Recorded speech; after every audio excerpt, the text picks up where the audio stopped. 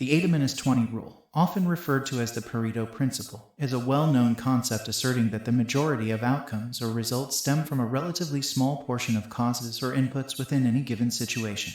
While the 80-20 rule finds frequent application in the realms of business and economics, its versatility allows it to be adapted to virtually any field or domain.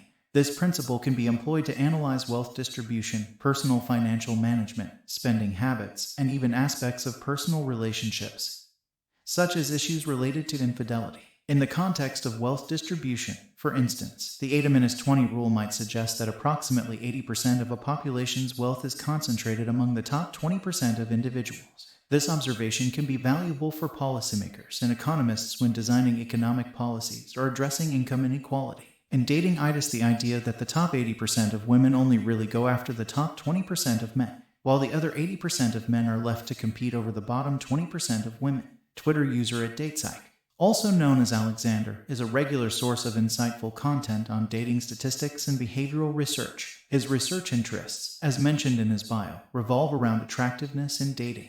In a recent thread, he shared a fascinating study titled "New Study on Male Dating App Profiles and Matches." This research contained a striking quote: "Only one profile out of 100 was liked by more than 80% of women." Diving into the study's details, it uncovered that women, on average, swipe right only 30% of the time. Even more intriguing, roughly 20% of female dating app users routinely reject over 80% of potential male suitors on these platforms. This reveals a considerable level of selectivity among women when it comes to swiping right or left.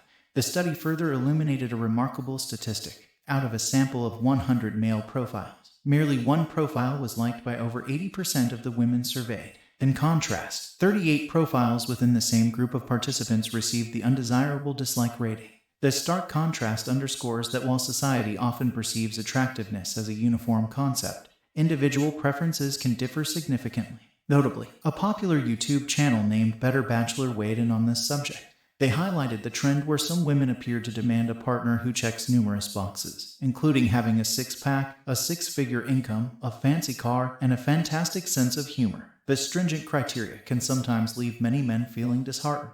However, a study by OkCupid added another layer to the discussion. It revealed that, according to women's ratings on dating apps, a staggering 80% of men were considered unattractive. This statistic, in turn, led some to question the legitimacy of women's complaints about their dating app experiences. It raised the point that being overly selective might hinder one's chances of finding a compatible partner, especially if their own desirability doesn't align with their expectations.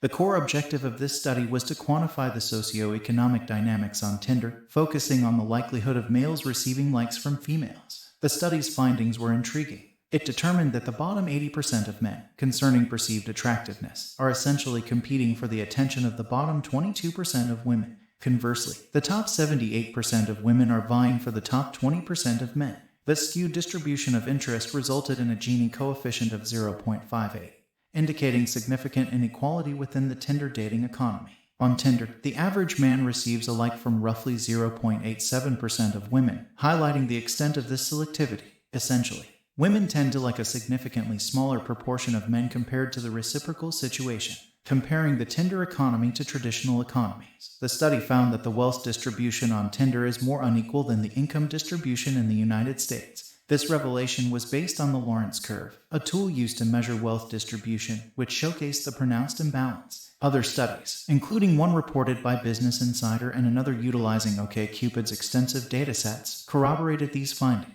They indicated that, generally, women tend to rate a substantial majority of men as unattractive, while men are more open to romantic communication with a wider range of women. In summary, these studies collectively suggest that there is a notable disparity in attractiveness ratings on dating apps. Women tend to be highly selective in their choices, whereas men exhibit a more diverse range of preferences. This inherent imbalance in romantic preferences contributes to a dating economy where men collectively create a lower level of inequality in attractiveness ratings compared to women.